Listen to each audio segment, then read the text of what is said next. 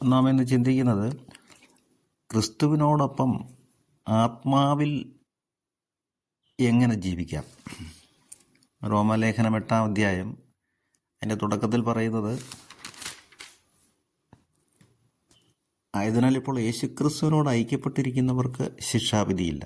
യേശുക്രിസ്തുവിലുള്ള ജീവാത്മാവിൻ്റെ നിയമം നമ്മെ പാപത്തിൻ്റെയും മരണത്തിൻ്റെയും നിയമത്തിൽ നിന്ന് സ്വതന്ത്രമാക്കിയിരിക്കുന്നു. അപ്പോൾ യേശുക്രിസ്തുവിനോട് ഐക്യപ്പെട്ട് ജീവിക്കുമ്പോൾ പാപത്തിൻ്റെയും മരണത്തിൻ്റെയും ബന്ധനത്തിൽ നമ്മൾ പൂർണ്ണമായും സ്വതന്ത്രരാകും. അതുകൊണ്ടാണ് യോഹന്നാൻ്റെ സുവിശേഷം 8-ാം അധ്യായം 31-32 വചനങ്ങളിൽ നമ്മൾ പഠിക്കും. ഈശോ പറഞ്ഞു, നിങ്ങൾ എൻ്റെ വചനത്തിൽ നിലനിന്നാൽ എൻ്റെ ശിഷ്യരായിരിക്കുകയും സത്യം നിങ്ങൾ അറിയുകയും ചെയ്യും. ആ സത്യം നിങ്ങളെ സ്വതന്ത്രരാക്കും. അപ്പോൾ സ്വാതന്ത്ര്യത്തിലേക്കാണ് ക്രിസ്തു മോചിപ്പിക്കുന്നത്. ദൈവത്തിൻ്റെ വചനത്തിൽ നിലനിന്നാൽ എന്താണ് സത്യമെന്നുള്ള ബോധ്യം നമുക്ക് ലഭിക്കും. അപ്പോൾ സത്യത്തിലുള്ള ആരാധന, ആത്മാവിലും സത്യത്തിലും ദൈവത്തെ ആരാധിക്കുന്ന സമയം വരുന്നു. ഈശോ സമറിയക്കാരി സ്ത്രീയോട് നമ്മൾ യോഹന്നാൻ്റെ സുവിശേഷത്തിൽ തന്നെ 4-ാം അധ്യായത്തിൽ അത് കാണുന്നുണ്ട്. ആത്മാവിലും സത്യത്തിലും ആരാധിക്കണം. അപ്പോൾ സത്യം എന്താണെന്നറിഞ്ഞാലേ സത്യത്തിൽ ആരാധിക്കാൻ പറ്റുള്ളൂ. അപ്പോൾ സത്യം അറിയണമെങ്കിൽ ഈശോ പറയുകയാണ്, യോഹന്നാൻ 8:31, നിങ്ങളെൻ്റെ വചനത്തിൽ നിലനിന്നാൽ നിങ്ങൾ സത്യം അറിയുകയും സത്യം നിങ്ങളെ സ്വതന്ത്രരാക്കുകയും ചെയ്യും. If you continue in my word you will know the truth and the truth will set you free. അപ്പോൾ ആ സ്വാതന്ത്ര്യം ഈശോ തരുന്നത് ദൈവവചനത്തോട് യോജിച്ച് ഐക്യപ്പെട്ട് നിൽക്കുമ്പോഴാണ്. റോമാലേഖനം 6-ാം അധ്യായത്തിൽ ഇത് കുറച്ചുകൂടി വ്യക്തമായിട്ട് പഠിപ്പിക്കുന്നുണ്ട്. യേശുക്രിസ്തുവിനോട് ഐക്യപ്പെടാൻ ജ്ഞാനസ്നാനം സ്വീകരിച്ച നാം എല്ലാവരും അവൻ്റെ മരണത്തോട് ഐക്യപ്പെടാനാണ് ജ്ഞാനസ്നാനം സ്വീകരിച്ചതെന്ന് നമുക്കറിഞ്ഞുകൂടെ. അങ്ങനെ അവൻ്റെ മരണത്തോട് നമ്മെ ഐക്യപ്പെടുത്തിയ ജ്ഞാനസ്നാനത്താൽ നാം അവനോടൊത്ത് സംസ്കരിക്കപ്പെട്ടു. ക്രിസ്തു മരിച്ചതിന് ശേഷം പിതാവിൻ്റെ മഹത്വത്തിൽ ഉയർത്തെഴുന്നേറ്റതുപോലെ നാമും പുതിയ ജീവിതം നയിക്കേണ്ടതിനാണ് അവനോടൊത്ത് സംസ്കരിക്കപ്പെട്ടത്. അവൻ്റെ മരണത്തിന് സദൃശ്യമായ ഒരു മരണത്തിൽ നാം അവനോട് ഐക്യപ്പെട്ടവരായെങ്കിൽ അവൻ്റെ പുനരുത്ഥാനത്തിന് സദൃശ്യമായ ഒരു പുനരുത്ഥാനത്തിലും അവനോട് ഐക്യപ്പെട്ടവരായിരിക്കും. അപ്പോൾ എത്ര മഹത്വപൂർണമായ ഒരു വാഗ്ദാനമാണ് ഈ പരിശുദ്ധാത്മാവ് നമുക്ക് വെളിപ്പെടുത്തി തരുന്നത്. ക്രിസ്തു മരിച്ചതിന് ശേഷം പിതാവിൻ്റെ മഹത്വത്തിൽ ഉയർത്തെഴുന്നേറ്റതുപോലെ, എന്ന് വെച്ചാൽ ദൈവപിതാവിൻ്റെ അതേ മഹത്വത്തിൽ യേശു ക്രിസ്തു ഉയർത്തെഴുന്നേറ്റു. അതേപോലെ നമ്മളും പുതിയ ജീവിതം, അതായത് മഹത്വമേറിയ ദൈവപിതാവിൻ്റെ മഹത്വത്തോടു കൂടിയ ജീവിതം നയിക്കേണ്ടതിനാണ് അവനോടൊത്ത് സംസ്കരിക്കപ്പെട്ടത്. എന്ന് പറഞ്ഞാൽ നമ്മിലെ പാപമനുഷ്യൻ ആദമിലൂടെ നമുക്ക് ലഭിച്ച പാപ സംസ്കാരം, പിന്നെ നമ്മൾ നമ്മുടെ ജീവിതം വഴി വളർത്തിയെടുക്കുന്ന ആ പാപ സംസ്കാരം, ആ ജീവൻ യേശുക്രിസ്തുവിനോട് ഐക്യപ്പെടുമ്പോൾ യേശുക്രിസ്തുവിൻ്റെ കുരിശുമരണത്തോട് മാമോദീസയിൽ ഐക്യപ്പെടുമ്പോൾ ആ ജീവൻ മരിക്കുന്നു. നമ്മൾ ചെറുപ്പത്തിൽ മാമോദീസ സ്വീകരിക്കുന്നത് കൊണ്ട് അന്ന് ആ ബോധ്യം കാണില്ല. പക്ഷേ ശരിക്കും സംഭവിക്കുന്നത്, നമ്മൾ യേശുക്രിസ്തുവിനോട് കൂടി കുരിശിൽ മരിക്കുന്നു മാമോദീസയിൽ. അവൻ്റെ മരണത്തോട് താതാത്മ്യപ്പെടണം. പിന്നീട് നമ്മൾ വലുതായി വരുമ്പോൾ നമ്മിലെ പാപവാസനകൾ ഇങ്ങനെ മുളപൊട്ടി തുടങ്ങുമ്പോൾ യേശുക്രിസ്തുവിനോട് ഞാൻ ഐക്യപ്പെട്ടവനാണ്, ഞാൻ മാമോദീസ സ്വീകരിച്ചവനാണ് എന്നുള്ള ബോധ്യം, ആ വിത്ത് നമ്മുടെ ഉള്ളിൽ കിടപ്പുണ്ട്. സഭയിലൂടെ ആ മാമോദീസ നമുക്ക് ലഭിക്കുമ്പോൾ ദൈവിക ജീവൻ നമ്മിൽ വളരാനുള്ള സാധ്യത ആ നിമിഷത്തിൽ തന്നെ രൂപപ്പെട്ടു. അതുകൊണ്ടാണ് നമ്മൾ ജനിച്ച് മാമോദീസ സ്വീകരിക്കുമ്പോഴാണ് ദൈവത്തിൻ്റെ മക്കളായിട്ട് മാറുമെന്ന് പറയുന്നത്. അതുവരെ ദൈവിക ജീവൻ നമുക്ക് ലഭിക്കുന്നില്ല. ദൈവിക ജീവൻ്റെ സാന്നിധ്യം നമുക്ക് ലഭിക്കുന്നത് മാമോദിസയിലൂടെയാണ്. അപ്പോൾ നമ്മിലെ പാപ മനുഷ്യൻ മാമോദിസായിൽ യേശുക്രിസ്തുവിനോടുകൂടി മരിച്ചു. ഇനി യേശുക്രിസ്തുവിൻ്റെ ജീവൻ നമ്മിൽ പ്രത്യക്ഷമാകണം. അപ്പോൾ അതാണ് റോമാലേഖനം 6:5 അവൻ്റെ മരണത്തിന് സദൃശമായ ഒരു മരണത്തിൽ നാം അവനോട് ഐക്യപ്പെട്ടവരാണെങ്കിൽ അവൻ്റെ പുനരുത്ഥാനത്തിന് സദൃശമായ ഒരു പുനരുത്ഥാനത്തിലും അവനോട് ഐക്യപ്പെട്ടവരായിരിക്കും. നാം ഇനി പാപത്തിന് അടിപ്പെടാതിരിക്കത്തക്ക വിധം പാപപൂർണമായ ശരീരത്തെ നശിപ്പിക്കാൻ വേണ്ടി നമ്മിലെ പഴയ മനുഷ്യൻ അവനോടുകൂടി ക്രൂശിക്കപ്പെട്ടിരിക്കുന്നുവെന്ന് നമുക്കറിയാമല്ലോ. എന്തെന്നാൽ മരിച്ചവൻ പാപത്തിൽ നിന്ന് മോചിതനായിരിക്കുന്നു.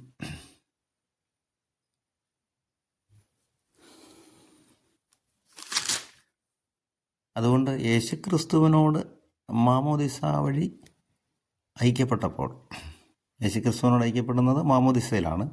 മാമോദിസ വഴി യേശുക്രിസ്തുവിൻ്റെ മരണത്തോട് ഐക്യപ്പെട്ടപ്പോൾ നാം പുതിയ ജീവിതം നയിക്കേണ്ടതിന്, അതായത് യേശുക്രിസ്തു ഉയർത്തെഴുന്നേറ്റു, യേശുക്രിസ്തുവിനോടൊപ്പം പുതിയ ജീവിതം നയിക്കേണ്ടതിനാണ് നമ്മൾ മാമോദിസയിൽ യേശുക്രിസ്തുവിനോട് മരിക്കുന്നത്. പിതാവിൻ്റെ മഹത്വത്തിലുള്ള ജീവിതമാണ് ദൈവം നമുക്ക് വേണ്ടി വാഗ്ദാനം ചെയ്തിരിക്കുന്നത്. അതുകൊണ്ടാണ് റോമാലേഖനം 7-ാം അധ്യായം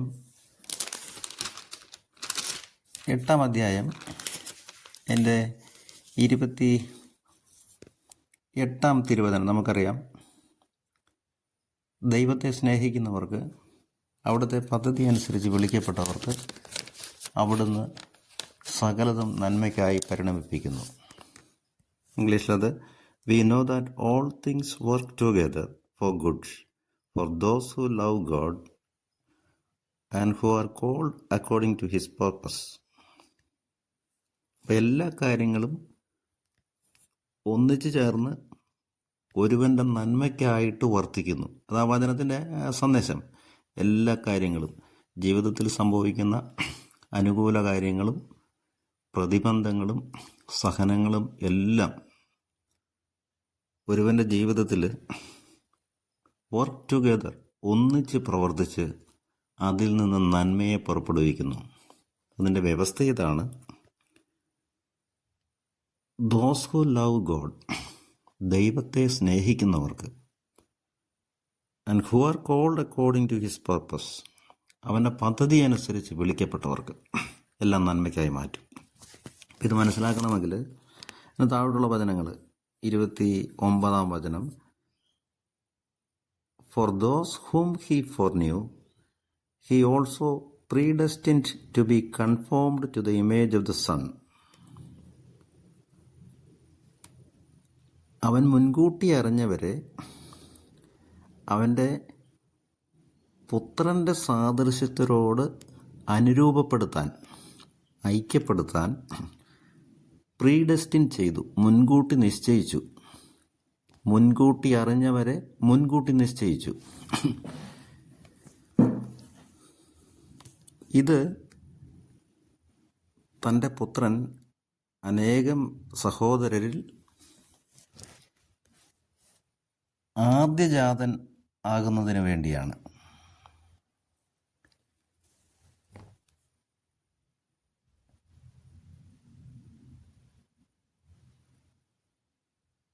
അപ്പോൾ അത് വ്യക്തമാകണമെങ്കിൽ യോഹന്നാൻ്റെ സുവിശേഷം 6-ാം അധ്യായം, അതിൽ ഈശോ വ്യക്തമായിട്ട് പഠിപ്പിക്കുന്നുണ്ട്. 44-ാമത്തെ തിരുവചനം, no one can come to me unless drawn by my father who send me. എന്നെ അയച്ച പിതാവ് ആകർഷിച്ചാലല്ലാതെ ആർക്കും എൻ്റെ അടുത്തേക്ക് വരുവാൻ സാധ്യമല്ല.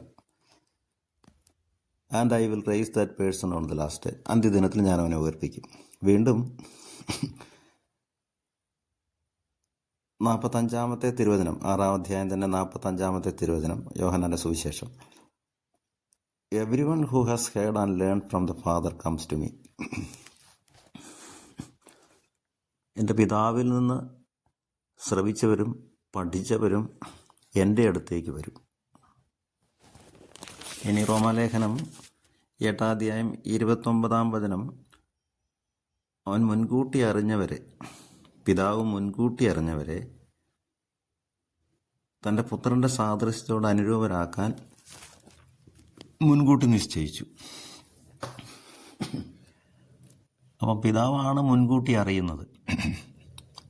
മുൻകൂട്ടി അറിയുന്നത് പിതാവാണ്. അപ്പം പിതാവ് ആകർഷിച്ചാലല്ലാതെ എൻ്റെ അടുത്തേക്ക് വരാൻ ആർക്കും സാധ്യമല്ല. ഈശോ പറയുകയാണ്, യോഹന്നാൻ സുവിശേഷം 6-ാം അധ്യായത്തിൽ 44 വചനങ്ങളാണ്, 44-45 വചനങ്ങൾ. പിതാവിൽ നിന്ന് ശ്രവിച്ചവരും പഠിച്ചവരും. ഈശോ വ്യക്തമായിട്ട് പറയുന്നുണ്ട്, പിതാവിനെ ആരും കണ്ടിട്ടില്ല, കണ്ടിട്ടുണ്ടെന്നല്ല ഇതിനർത്ഥം. പക്ഷെ ദൈവപിതാവിൻ്റെ ആത്മാവ് നമ്മളെ മുൻകൂട്ടി അറിയുകയും നമ്മെ മുൻകൂട്ടി പഠിപ്പിക്കുകയും ചെയ്യുന്നുണ്ട്. എന്താണ് പഠിപ്പിക്കുന്നത്? ഏകരക്ഷകനായി യേശുക്രിസ്തുവിനെ ലോകത്തിലേക്ക് അയച്ചു, നിങ്ങൾ അവനിൽ വിശ്വസിക്കണം. നമ്മൾ അറിഞ്ഞ് ആ കാര്യം പഠിച്ച്, പിതാവിൽ നിന്ന് പഠിച്ച്, പിതാവിൻ്റെ ആത്മാവ് നമ്മുടെ ഉള്ളിൽ പഠിപ്പിക്കും. അങ്ങനെ പിതാവ് തന്നെ നമ്മെ യേശുക്രിസ്തുവിലേക്ക് ആകർഷിക്കും. അപ്പം ആ വചനം ഈ റോമാലേഖനം 8:29 നമ്മൾ കൂട്ടിച്ചേർത്ത് വായിക്കണം. അവൻ മുൻകൂട്ടി അറിഞ്ഞവരെ, അതായത് ദൈവപിതാവ് മുൻകൂട്ടി അറിഞ്ഞവരെ തൻ്റെ പുത്രൻ്റെ സാദൃശ്യത്തോട് അനുരൂപമാക്കാൻ മുൻകൂട്ടി നിശ്ചയിച്ചു. ഇനി തുടർന്ന് ആ വചനത്തിൻ്റെ ബാക്കി ഭാഗം റോമാലേഖനം 8-ാം അധ്യായം 29 അതിൻ്റെ തുടർച്ചയായിട്ട്,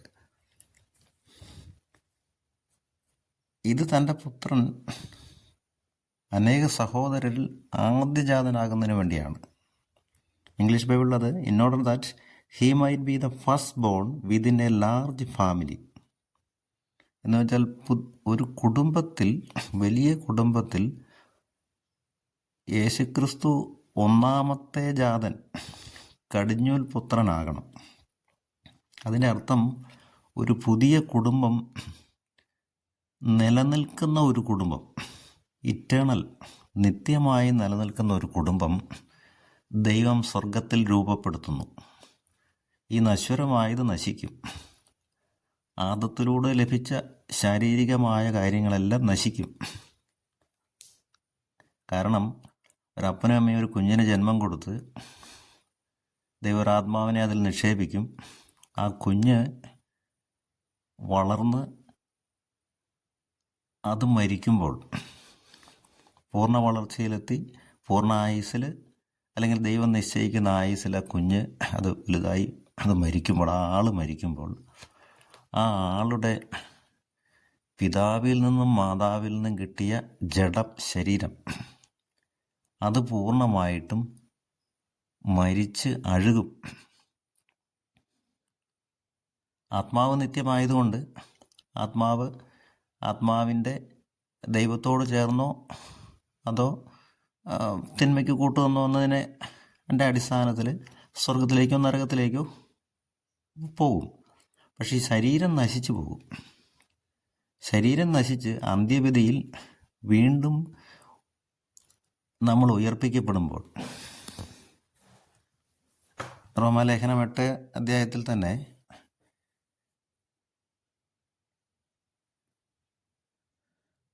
പൗലോസ്ലീഹ വ്യക്തമായിട്ട് പഠിപ്പിക്കുകയാണ്.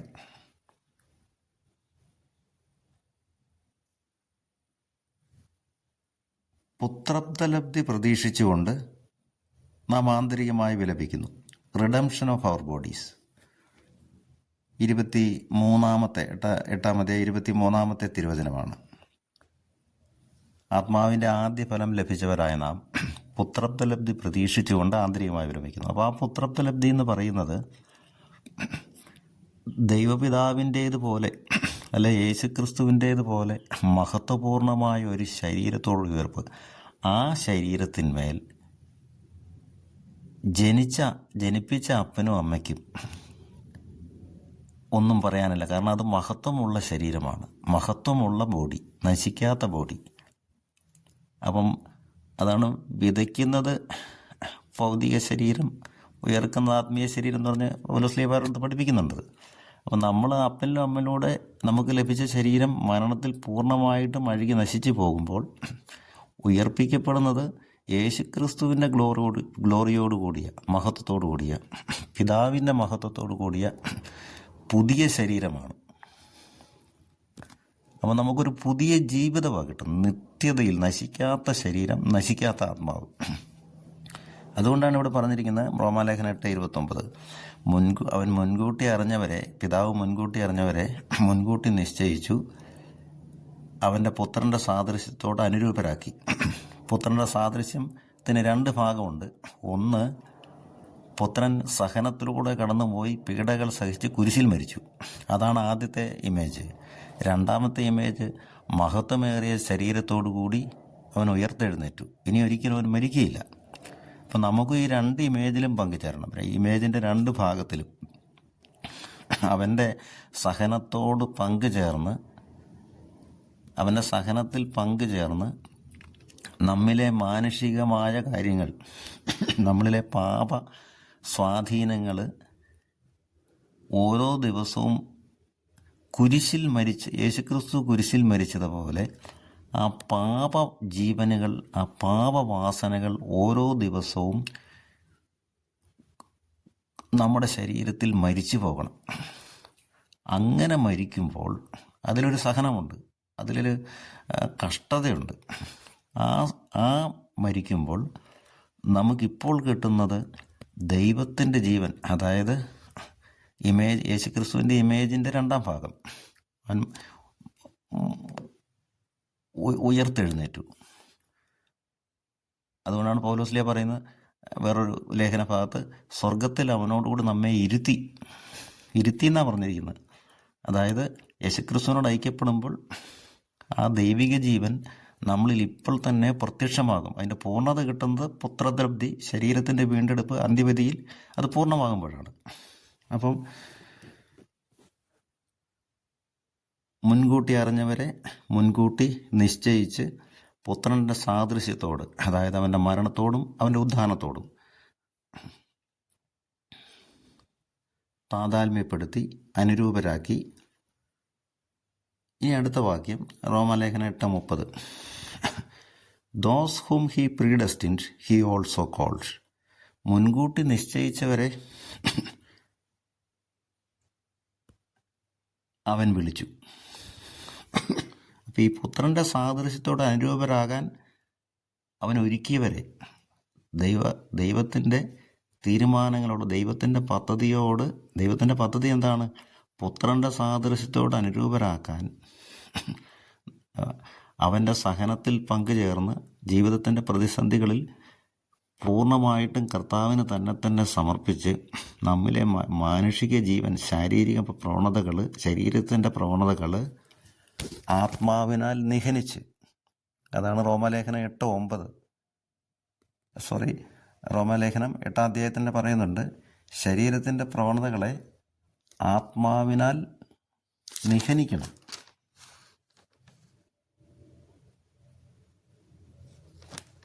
ആത്മാവിനാൽ നിഹനിച്ചാൽ നിങ്ങൾ ജീവിക്കും. അപ്പോൾ ആ കൊല്ലുന്ന പ്രക്രിയ, ശരീരത്തിൻ്റെ പ്രവണതകളെ യേശുക്രിസ്തുവിൻ്റെ ജീവൻ പ്രത്യക്ഷമാകുന്നതിന് വേണ്ടി യേശുക്രിസ്തു നമുക്ക് തരുന്ന പരിശുദ്ധാത്മാവിൻ്റെ ശക്തിയാൽ നമ്മിലെ പാപ മനുഷ്യനെ നശിപ്പിച്ച്,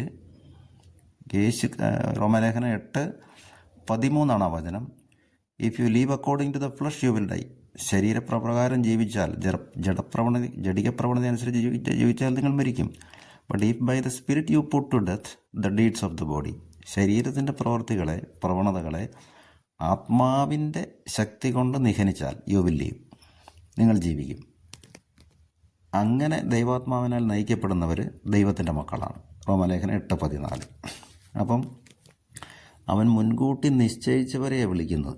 നമ്മൾ പലപ്പോഴും ആ വചനം വ്യാഖ്യാനിക്കുന്നത് റോമാലേഖനം 8:28, ദൈവത്തെ സ്നേഹിക്കുന്നവർക്ക് അവിടുത്തെ പദ്ധതി അനുസരിച്ച് വിളിക്കപ്പെട്ടവർക്ക് എല്ലാം നന്മയ്ക്കായി പരിണമിക്കുന്നു.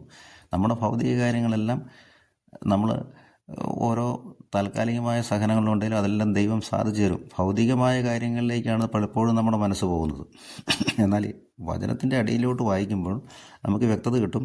അവൻ്റെ പുത്രൻ്റെ സാദൃശ്യത്തോട് അനുരൂപരാക്കാൻ അവൻ മുൻകൂട്ടി അറിഞ്ഞ് മുൻകൂട്ടി നിശ്ചയിച്ചു, പിതാവ്.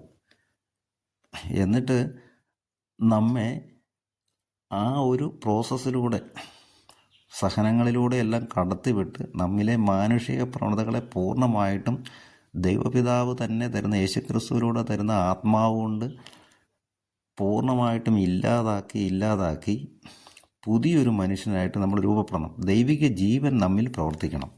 നമ്മളല്ല ജീവിക്കുന്നത്. അതാണ് പൗലോസ് പറഞ്ഞു, ഞാനല്ല ജീവിക്കുന്നത്, യേശുക്രിസ്തുവാണ് എന്നിൽ ജീവിക്കുന്നത്. ഇനി തുടർന്ന് 8:30 റോമാലേഖനം 8:30 പറയുകയാണ്, അവൻ മുൻകൂട്ടി നിശ്ചയിച്ചവരെ വിളിച്ചു. അങ്ങനെയുള്ളവരെയാണ് വിളിക്കുന്നത്. അതാണ് 8:28 വിളി. ദൈവത്തിൻ്റെ പദ്ധതി അനുസരിച്ച് ഈ വിളിക്കപ്പെട്ടവർക്ക് പദ്ധതി അവൻ്റെ പുത്രൻ്റെ സാദൃശ്യത്തോട് അനുരൂപരാക്കാനാണ്. അവൻ്റെ പുത്രൻ്റെ മഹത്വത്തിൽ നമ്മളെ പങ്കുകാരാക്കാൻ, നിത്യജീവിതത്തിൽ ഗ്ലോറിഫൈഡ് ബോഡിയോടുകൂടി അവൻ്റെ സ്വർഗീയ ജീവിതം ആസ്വദിക്കുക. അതാണ് ലക്ഷ്യം. അപ്പോൾ അതിലേക്ക് നമ്മെ നയിക്കാൻ അവൻ്റെ പുത്രൻ്റെ സാദൃശ്യത്തോട് അനുരൂപരാക്കി, ദോസ് ഹും ഹി കോൾഡ്, വിളിച്ചവരെ, ഹി ഓൾസോ ജസ്റ്റിഫൈഡ്, നീതീകരിച്ചു. നീതീകരണത്തിലാണ് ഈ വലിയ പ്രോസസ്സ് നടക്കുന്നത്. റോമാലേഖനം അതിൻ്റെ 5-ാം അധ്യായം, നീതീകരണത്തിൻ്റെ ഫലങ്ങൾ. നമ്മളത് നേരത്തെ കണ്ടതാണ്. കഷ്ടത, സഹനശീലം, ആത്മധൈര്യം, പ്രത്യാശ. ഈ കാര്യങ്ങളിലൂടെ റോമാലേഖനം 5:4 3-4 വചനങ്ങളൊക്കെയാണത് കടത്തിവിട്ട് അവസാനം പരിശുദ്ധാത്മാവിലൂടെ നമുക്ക് ലഭിക്കുന്ന ദൈവസ്നേഹത്തിലേക്ക് നമ്മെ നയിക്കും. അങ്ങനെ നമ്മെ നീതീകരിക്കും. യേശുക്രിസ്തു നീതീകരണം പഠിപ്പിച്ചത് കുരിശുമരണത്തിലാണ്. നീതീകരണത്തിൻ്റെ പ്രവൃത്തി കുരിശുമരണത്തിലാണ് നടക്കുന്നത്. അപ്പോൾ നമ്മളെ നീതീകരിച്ച്, ദോസ് ഹും ഹി ജസ്റ്റിഫൈഡ്, നീതീകരിച്ചവരെ ഹി ഓൾസോ ഗ്ലോറിഫൈഡ്. അപ്പം നീതീകരിച്ച് കഴിയുമ്പം നമ്മെ മഹത്വപ്പെടുത്തും. ദൈവിക ജീവൻ നമ്മിൽ പൂർണ്ണമായിട്ടും പ്രത്യക്ഷമാകും. യേശുക്രിസ്തുവിൻ്റെ സ്വഭാവം നമ്മിൽ രൂപപ്പെടും. നാം അല്ല പിന്നെ പ്രവർത്തിക്കുന്നത്, നമ്മിലെ ദൈവകൃപ പൂർണ്ണമായിട്ട് പ്രവർത്തിക്കാം. പലപ്പോഴും നമുക്ക് തെറ്റുപറ്റുന്നത്, നമ്മുടെ മാനുഷിക പ്രവണതകൾ, നമ്മൾ സ്വാർത്ഥത കൊണ്ടും അഹങ്കാരം കൊണ്ടും നമ്മിലെ മാനുഷിക പ്രവണതകളെ കൈവിട്ടൊഴിയാൻ നമ്മൾ തയ്യാറല്ല. യേശുക്രിസ്തുവിന് പൂർണ്ണമായിട്ട് നമ്മളത് സമർപ്പിക്കണം. മാമോദിസയെ നമ്മൾ കുഞ്ഞുനാൾ സമർപ്പിച്ച് നമുക്ക് ബോധമില്ല. നമ്മളിലെ പാപമനുഷ്യൻ, നമ്മിലെ ആദമിക മനുഷ്യനെ നമ്മൾ യേശുക്രിസ്തുവിനോട് കുരിശിൽ തറച്ചു. കുരിശിൽ നമ്മൾ മരിച്ചു മാമോദിസയിൽ. അതിൻ്റെ ബോധ്യം വരുന്ന നമ്മുടെ വളർച്ചയുടെ കാലഘട്ടത്തിലാണ്. പാപപ്രവണതകൾ പൊങ്ങി വരുമ്പോൾ ഞാൻ യേശുക്രിസ്തുവിനോട് മാമോദിസയിൽ മരിച്ചതാണെന്ന് വരുമ്പം യേശുക്രിസ്തുവിൻ്റെ സ്വഭാവം എന്നിൽ രൂപപ്പെടണം. അതാണ് ഞാൻ കാണിക്കേണ്ടത്. പ്രതികൂല സാഹചര്യങ്ങളായിരിക്കാം, എന്നിലെ ജഡത്തിൻ്റെ പ്രവണതകളായിരിക്കാം. അതിനോട് യേശുക്രിസ്തു മാമോദീസയിൽ എനിക്ക് തന്ന ആത്മാവ് കൊണ്ട്, പരിശുദ്ധാത്മാവ് കൊണ്ട് അതിനെ പൊരുതി ജയിച്ച് ദൈവിക ജീവൻ എന്നിൽ പ്രത്യക്ഷമാകണം. ആ ബോധ്യം വന്നു കഴിയുമ്പോൾ ദൈവകൃപ നമ്മിൽ ശക്തമായിട്ട് പ്രവർത്തിക്കാൻ തുടങ്ങും. പിന്നെ ഞാനല്ല ജീവിക്കുന്നത്, എന്നിൽ യേശുവാണ് ജീവിക്കുന്നുള്ള ചിന്ത. എൻ്റെ ശരീരത്തിൽ ഞാൻ പൗലോസ് പറഞ്ഞ പോലെ ക്രിസ്തുവിൻ്റെ അടയാളങ്ങൾ ധരിക്കുന്നു. എന്നെ ആരും ഇനി ബുദ്ധിമുട്ടിക്കരുത്. യേശുക്രിസ്തുവിൻ്റെ അടയാളങ്ങൾ ഞാൻ എൻ്റെ ശരീരത്തിൽ ധരിച്ചു കഴിഞ്ഞു. പിന്നെ യേശുക്രിസ്തുവിൻ്റെ പടയാളിയാണ് ഞാൻ. യേശുക്രിസ്തുവിൻ്റെ പടയാളിയായിട്ട് ദൈവികമായ ആയുധങ്ങളെടുത്ത് സാത്താനെതിരെ പോരാടുവാൻ നമ്മൾ സർവ്വസജ്ജരായിട്ട് മാറും. അപ്പം റോമാലേഖനം 8:28 മുതൽ 30 വരെ വായിക്കുമ്പോഴാണ് നമുക്ക് ആ അർത്ഥം വ്യക്തമായിട്ട് മനസ്സിലാകുന്നത്. എന്താണ് ആ വിളി? എന്താണ് ഈ നന്മയ്ക്കായിട്ട് പരിണമിപ്പിക്കുന്നത്? വിളി എന്നുള്ളത് പിതാവ് തിരഞ്ഞെടുത്ത് പുത്രൻ്റെ ആദ്യജാതനായുള്ള സ്വർഗത്തിലെ പുതിയ ഫാമിലിയിലേക്ക് നമ്മെ കൂട്ടുചേർക്കാനുള്ള വിളിയാണ്.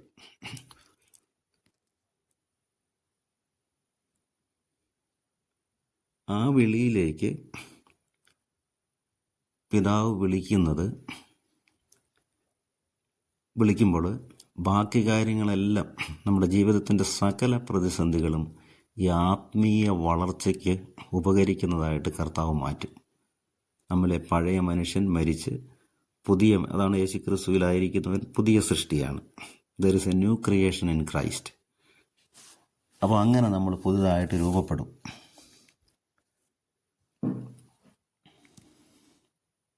തുടർന്ന് നമ്മൾ റോമാലേഖനം 8:31 തിരുവചനം.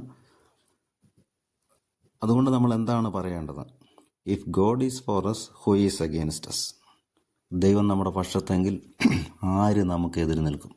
എന്ന് വെച്ചാൽ ദൈവം ഈ രീതിയിൽ നമ്മൾ പുത്രൻ്റെ സാദൃശ്യത്തോട് അനുരൂപപ്പെട്ട് അവൻ്റെ മഹത്വത്തിലോട് പങ്കുചേരാമെന്നുള്ള പ്രതീക്ഷയിൽ ജീവിക്കുമ്പോൾ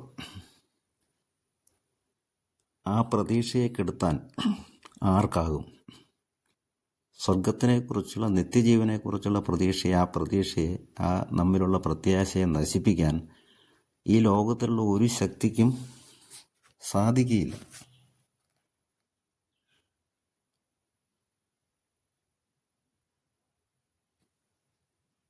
അതാണ് തുടർന്ന് 35-ാം വചനത്തിൽ പറയുന്നത്, who will separate us from the love of Christ? ആര് നമ്മെ ക്രിസ്തുവിനോടുള്ള സ്നേഹത്തിൽ നിന്ന് വേർപെടുത്തും? കഷ്ടതയോ, ദുരിതമോ, നഗ്നതയോ, ക്ഷാമമോ, വാളോ, എന്തുമായിക്കോട്ടെ, ഒന്നും ക്രിസ്തുവിനോടുള്ള സ്നേഹത്തിൽ നിന്ന് എന്നെ വേർതിരിക്കാൻ സാധിക്കുന്നതല്ല. നമ്മെ ജയിച്ചവൻ യേശുക്രിസ്തു മുഖാന്തരം നാം ഇതിനെല്ലാം കീഴടക്കിയിരിക്കുന്നു എന്നാണ് തുടർന്നുള്ള വചനം പറയുന്നത്. 37-ാമത്തെ വചനം, in all these things we are more than conquerors through him who loved us. യേശുക്രിസ്തു മുഖാന്തരം നമുക്കിതെല്ലാം കീഴടക്കാൻ സാധിക്കും. അപ്പം റോമാലേഖനം 8:28 ദൈവത്തിൻ്റെ വിളി, ആ ശ്രേഷ്ഠ വിളി നിത്യജീവിതത്തിലേക്കുള്ള വിളിയാണ്. നമ്മൾ പലപ്പോഴും ഭൗതിക കാര്യങ്ങൾ നന്മയ്ക്കായിട്ടത് മാറ്റും എന്നുള്ള ചിന്തയാണ് പലപ്പോഴും നമ്മുടെ ജീവിതത്തിൽ. ശരിക്കും എന്താണ്? പുത്രൻ്റെ സാദൃശ്യത്തോട് അനുരൂപരായി നിത്യജീവിതത്തിൽ യേശുക്രിസ്തു ആദ്യജാതനായുള്ള പുതിയ കുടുംബത്തിലെ അംഗങ്ങളായിട്ട് ഓരോ മക്കളും മാറണം. നിത്യത പിതാവിൻ്റേതുപോലുള്ള യേശുക്രിസ്തുവിൻ്റേതുപോലുള്ള മഹത്വമുള്ള ശരീരത്തോടു കൂടി ആ മഹത്വത്തിൽ നമ്മൾ ജീവിക്കണം. അതിനു വേണ്ടിയിട്ടാണ് നമ്മുടെ ജനനം മുതലുള്ള സമയം കർത്താവ് നമുക്ക് അനുവദിച്ചു തന്നിരുന്നത്. നമ്മുടെ ദൈവത്തിൻ്റെ പദ്ധതിയാണ് അതാണ്. പിതാവിൻ്റെ പദ്ധതി അതാണ്. യേശുക്രിസ്തുവിൽ നമ്മെ ലോകസ്ഥാപനത്തിന് മുമ്പ് തന്നെ യേശുക്രിസ്തുവിൽ നമ്മെ തിരഞ്ഞെടുത്തു എന്ന് പറയുമ്പോൾ നമ്മെ മുൻകൂട്ടി തിരഞ്ഞെടുത്ത് വെച്ചിട്ട് ഓരോ മാതാപിതാക്കളിൽ കൂടെ നമ്മെ ജനിപ്പിക്കുമ്പോൾ കർത്താവിൻ്റെ പദ്ധതി ഈ ജീവിതത്തിൽ കഷ്ടതകളിലൂടെ കടന്നുപോയി ദൈവപിതാവിൻ്റെ മഹത്വത്തിലേക്ക്, യേശുക്രിസ്തുവിൻ്റെ മഹത്വത്തിലേക്ക് നമ്മൾ പ്രവേശിക്കണം. ആ ഒരു ബോധ്യത്തിൽ ജീവിക്കുമ്പോൾ ഈ ലോകത്തിലെ സഹനങ്ങളും വേദനകളും ഒക്കെ നിസ്സാരമായിട്ട് നമുക്ക് തോന്നും. അതുകൊണ്ടാണ് റോമാലേഖനം 8:18 I consider that the sufferings of this present time are not worth comparing with the glory about to be revealed to us. For glory എന്താണ്? ആ പുതിയ കുടുംബം, യേശുക്രിസ്തു ആദ്യജാതനായുള്ള ആ പുതിയ കുടുംബത്തിൽ സർവ്വവിധ മഹത്വത്തോടും കൂടി നമ്മൾ ജീവിക്കുന്നത്. ആ ഗ്ലോറി വെളിപ്പെടാനിരിക്കുന്ന മഹത്വത്തോട് തുലനം ചെയ്യുമ്പോൾ ഇന്നത്തെ കഷ്ടതകൾ, അത് നമ്മുടെ പാപപ്രവണതയുള്ള പോരാട്ടമായാലും ജീവിതത്തിൻ്റെ പ്രതിസന്ധികൾ, ഒറ്റപ്പെടൽ, സാമ്പത്തിക പ്രതിസന്ധികൾ, രോഗങ്ങൾ, ഇതേതു തന്നെ പാപപ്രവണതകളായുള്ള പോരാട്ടമായാലും ശാരീരികമായ രോഗങ്ങളിലുള്ള പോരാട്ടമായാലും അനുഭവിക്കുന്ന വിവിധങ്ങളായ ദുഃഖങ്ങളായാലും അതൊന്നും ഈ പറയുന്ന മഹത്വം, യേശുക്രിസ്തുവിനോടുള്ള പുതിയ കുടുംബത്തിലെ അംഗങ്ങളായുള്ള മഹത്വം, ആ മഹത്വത്തോട് കമ്പയർ ചെയ്യുമ്പോൾ, അത് വെളിപ്പെടാനിരിക്കുന്നതേ ഉള്ളൂ, ആ മഹത്വത്തോട് കമ്പയർ ചെയ്യുമ്പോൾ ഇതൊക്കെ നിസ്സാരമാണ്. പ്രപഞ്ചം മുഴുവൻ, തുടർന്ന് പറയുന്നത്, പ്രപഞ്ചം മുഴുവൻ ദൈവമക്കളുടെ വെളിപ്പെടുത്തിനെ ആകാംക്ഷയോടെ കാത്തിരിക്കുന്നു. Eagerly waiting for the revealing of children of God. അങ്ങനെയാണ് അത് 19-ാമത്തെ വചനം. അപ്പം തുടർന്ന് 21-ാമത്തെ വചനത്തിൽ പഠിപ്പിക്കും, creation itself will be set free from its bondage to decay. and will obtain the freedom of the glory of children of God. അപ്പം സൃഷ്ടി മുഴുവൻ ജീർണത പ്രാപിച്ചിരിക്കുകയാണ്. ആ ജീർണതയിൽ നിന്ന് മോചിതമായി ദൈവമക്കളുടെ സ്വാതന്ത്ര്യം പ്രാപിക്കും. നമുക്കറിയാം, ആദം ദൈവകൃപ നഷ്ടപ്പെടുത്തിയില്ലായിരുന്നെങ്കിൽ ഈ ജീർണതയ്ക്ക് അടിപ്പെടാതെ സ്വാഭാവികമായൊരു മാറ്റത്തിലൂടെ മഹത്വത്തിൻ്റെ ശരീരം സ്വീകരിച്ചേനെ. നമ്മുടെ കത്തോലിക്ക സഭയുടെ മതോപകരണത്തിലും മനുഷ്യൻ അനശ്വരനാണ് എന്നുള്ള സൂചനയിൽ വ്യക്തമായിട്ട് പ്രതിപാദനമുണ്ട്. അപ്പോൾ സംഭവിച്ചത്, ദൈവകൃപ നഷ്ടപ്പെടുത്തി കഴിഞ്ഞപ്പോൾ, അതായത് ദൈവം തൻ്റെ സാദൃശ്യത്തിലും ഛായയിലും സൃഷ്ടിച്ചു. His created in his image and likeness. അവൻ്റെ ഛായയും സാദൃശ്യവും മനുഷ്യൻ നഷ്ടപ്പെടുത്തിയത് മനുഷ്യനാണെങ്കിലും ആ പരിക്കേറ്റത് ദൈവത്തിന് തന്നെയാണ്. കാരണം അവൻ്റെ സാദൃശ്യവും അവൻ്റെ സത്തയും അതിനാ പരിക്കേൽപ്പിച്ചത്. ആ പരിക്കേൽപ്പിച്ചതിന് ഭേദമാക്കാൻ മനുഷ്യന് സാധ്യമല്ല. അതുകൊണ്ട് ആ പരിക്ക് ഭേദമാക്കാൻ ദൈവം തൻ്റെ പുത്രനെ തന്നെ, മനുഷ്യനാണ് തെറ്റ് ചെയ്തതെങ്കിലും മുറിവേറ്റത് ദൈവത്തിനാണ്. കാരണം അവൻ്റെ ഇമേജും അവൻ്റെ ലൈക്ക്നെസ്സും മനുഷ്യന് കൊടുത്തു. അതേലാണ് ആദം കയറി മുറിവേൽപ്പിച്ചത്. അപ്പം പരിക്ക് പറ്റിയത്, ശരിക്കും പരിക്ക് കൊണ്ടത്, അതിൻ്റെ സത്തയിൽ കൊണ്ടത് ദൈവത്തിന് തന്നെ. അപ്പോൾ ആ ദൈവം തൻ്റെ മകനെ മനുഷ്യൻ്റെ സാദൃശ്യത്തിലയച്ച് സകല നീതിയും പൂർത്തിയാക്കി, സകല നിയമങ്ങളും പൂർത്തിയാക്കി, ആ മനുഷ്യൻ ചെയ്ത പാപത്തിന് ശരീരത്തിൽ കുരിശുമരണത്തിൽ ശിക്ഷ ഏറ്റുവാങ്ങി. നമുക്കറിയാം, ശരീരത്തിൻ്റെ വീണ്ടെടുപ്പാകുന്ന പുത്രത്വലബ്ധി, റിഡംഷൻ ഓഫ് അവർ ബോഡീസ്. റോമലേഖനം 8-ാം അധ്യായം 23-ാമത്തെ വചനത്തിൽ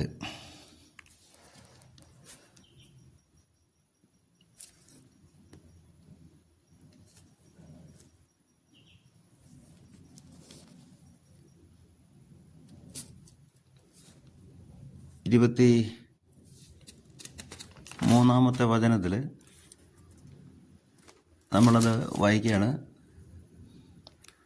സൃഷ്ടി മാത്രമല്ല, ആത്മാവിൻ്റെ ആദ്യ ഫലം ലഭിച്ചിരിക്കുന്ന നാമും നമ്മുടെ ശരീരങ്ങളുടെ വീണ്ടെടുപ്പാകുന്ന പുത്രത്വലബ്ധി പ്രതീക്ഷിച്ചുകൊണ്ട് ആന്തരികമായി വിലപിക്കുന്നു.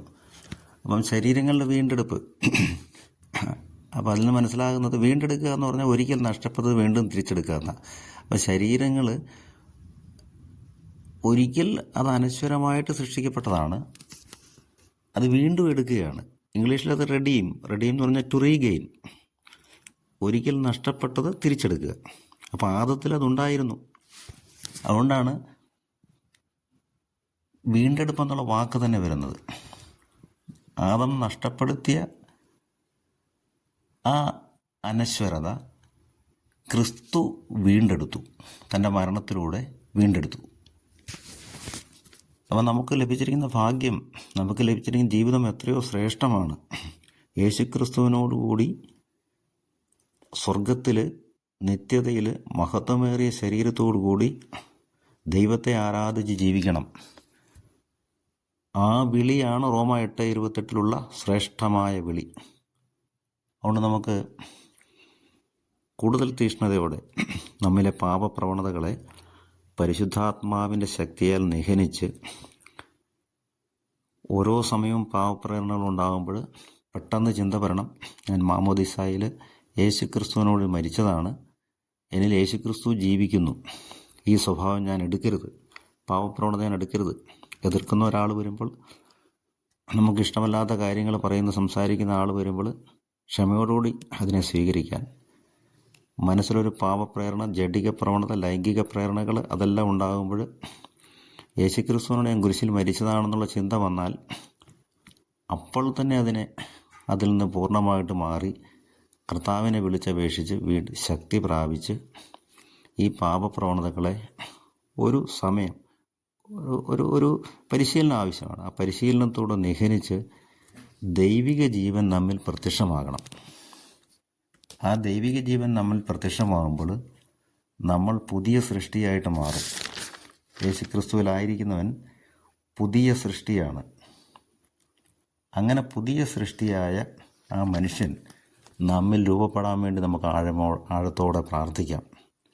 ഈശോയെ, ഞങ്ങളെ നിത്യജീവിതത്തിന് വേണ്ടി, മഹത്വമേറിയ ജീവിതത്തിന് വേണ്ടി അവിടുന്ന് രൂപപ്പെടുത്തണമേ.